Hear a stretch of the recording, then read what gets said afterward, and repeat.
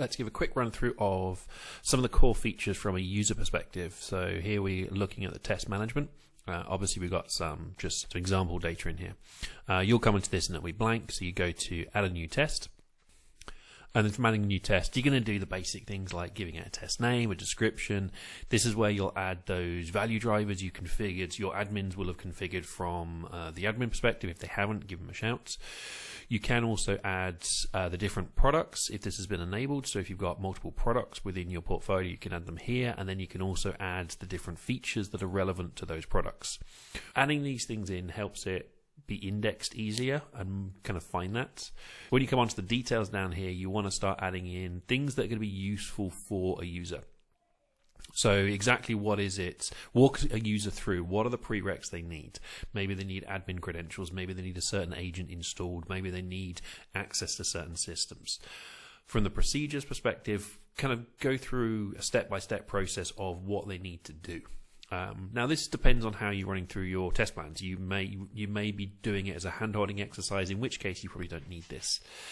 You can include things like, is there any documentation, so public documentation you've got on this particular feature or this particular test plan that's relevant to it. Maybe you want to record yourself a video, much like this one, a video of you running through the tests.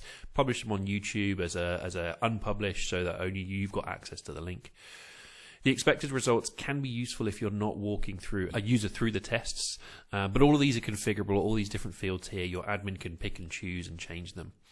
So once you've configured those tests, you can save them out, and then you get this list of them here. If your tests require approval, they will come up here and say the status will be unapproved. You can duplicate tests if you want to.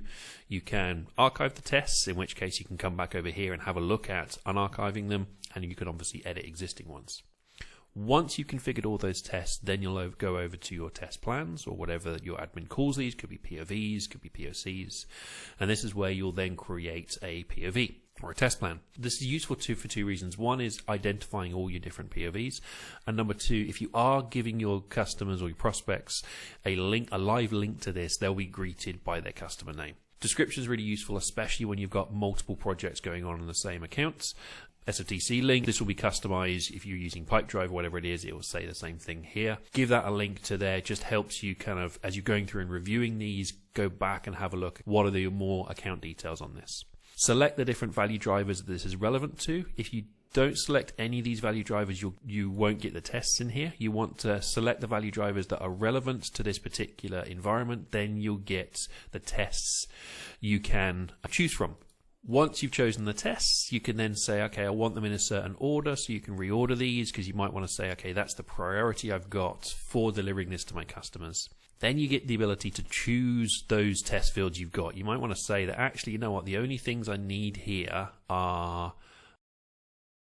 You just want to say, okay, all I want to do is what's the procedure and what's the reference video, and then I'm going to send that as it is. Add collaborators. This will be populated by the list of users you've got in the system. Add people you've got in here.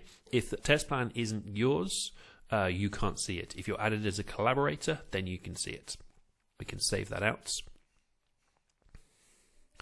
So now we will see that new test plan over here. You can see it hasn't been published yet.